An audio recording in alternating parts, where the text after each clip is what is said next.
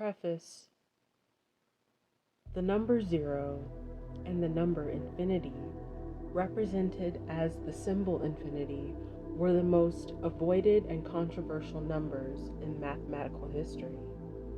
Charles Seif penned Martha Albrand, award-winning author of the book Zero, The Biography of a Dangerous Idea, cited that Aristotle simply declared that mathematicians do not need the infinite or use it. Every culture of mathematics displayed an avoidance of zero and infinity by simply playing naive and hoping their readers join them in their naivety. Seif also cited that Aristotle hated the idea of the void, so much so that he eventually chose the eternal, infinite universe over one that had a vacuum in it. Before he grudgingly accepted infinity, the Aristotelian universe had no infinite, no void, just beautiful spheres that surrounded the earth, which was naturally placed at the very center of the universe. We now know in 2019 that Aristotle's geocentric or earth-centered model was erroneous. It is now the heliocentric, sun-centered model of the solar system that has been discovered as the proper model of the universe. To ease your fears, this book is definitely not about math history or solar systems. It is about the void and the infinite and our eternal battles with both ideas on an emotional, social, psychological, and spiritual level. In my previous 2013 minor work, The Glory Unknown, I recalled a book named Reality in the Name of God, written by Noah Norwitz. This book discussed the mathematical characteristics of the empty set. The empty set is a set with nothing in it, no elements of any kind, and is denoted by the symbol 0 or null, empty set. This is also called the null set or the void set. I summarized Norwitz's observations in the following list. The empty set is a set with nothing in it, null and void. The empty set is a subset in every set.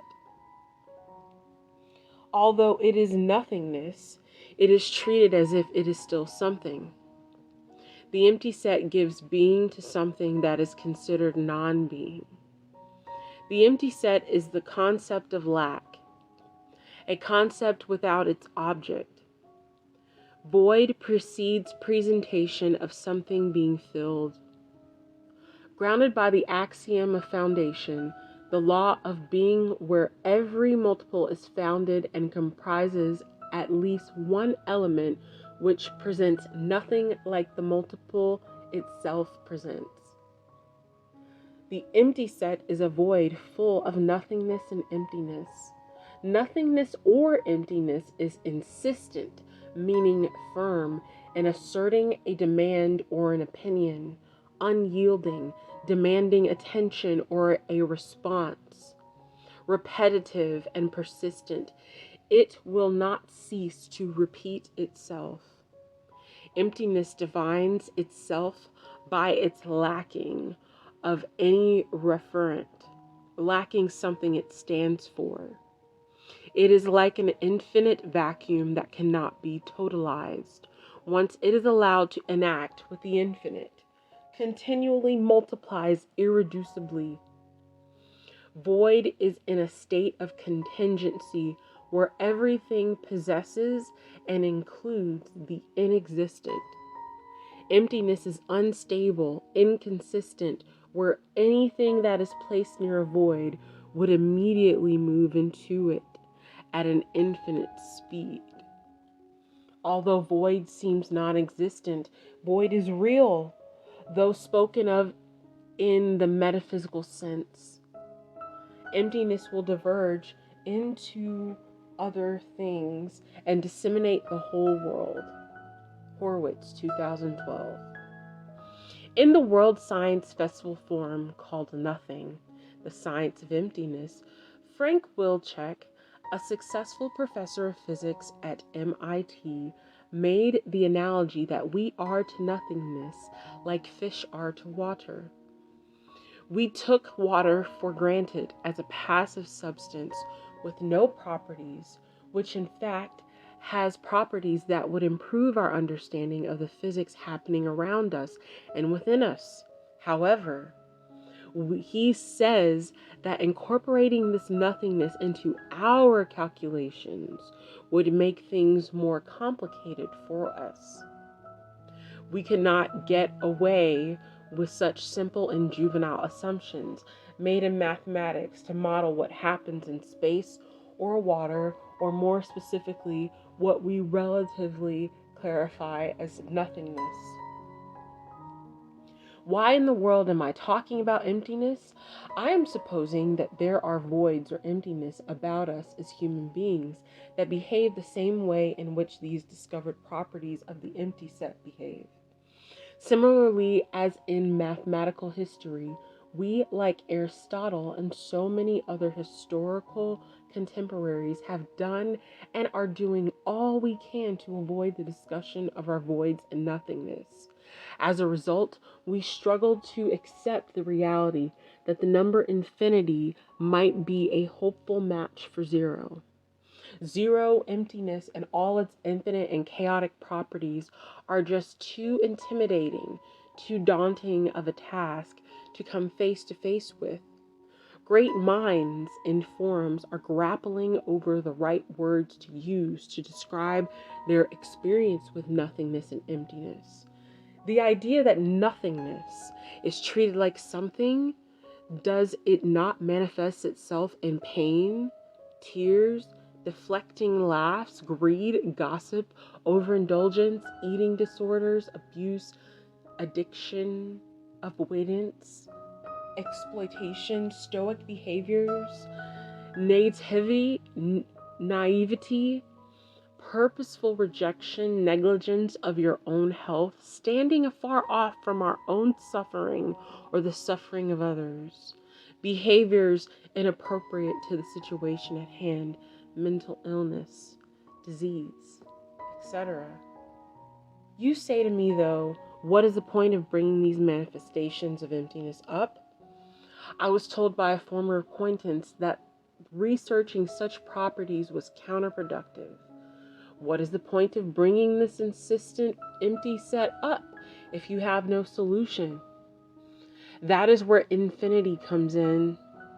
As emptiness is uncountable, so is infinity.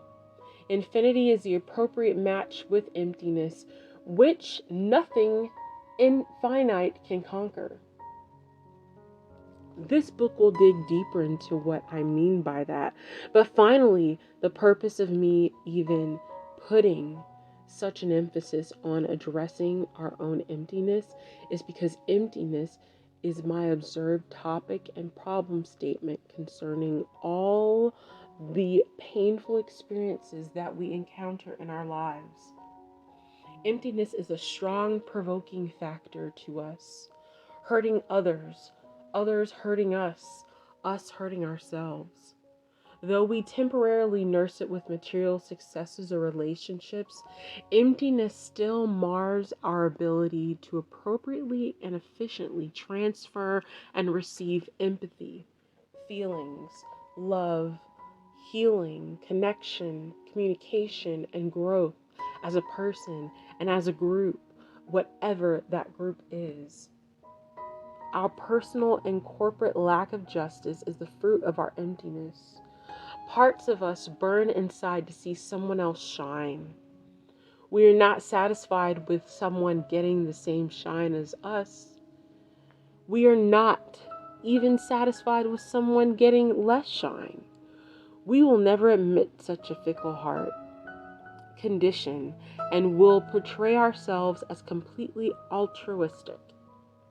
However, the secondary undertone behaviors tell on us when we pick and choose the discriminatory properties that govern our connections with others.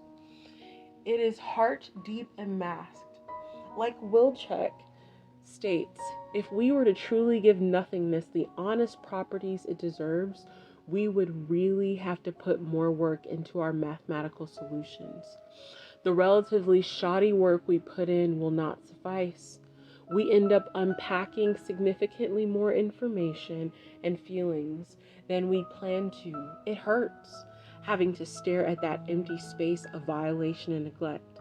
Some of that empty space was not even self-inflicted, but was imposed on us before we were born or while just minding our business. It's not fair. I just want to walk with you. I want you to walk with me.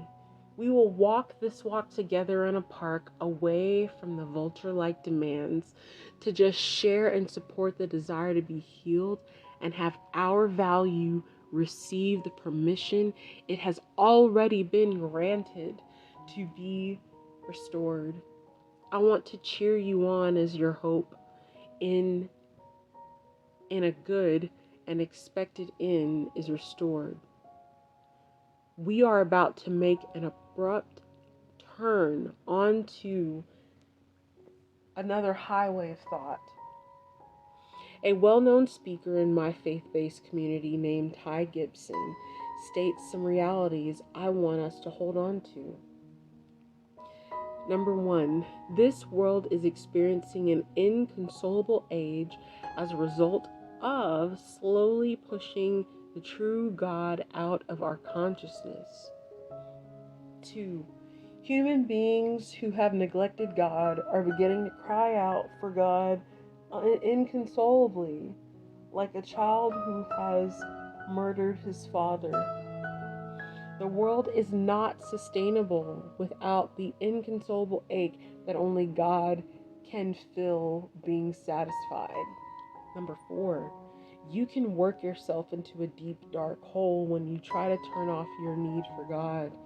Number 5, atheism is seeming to double among Generation Z.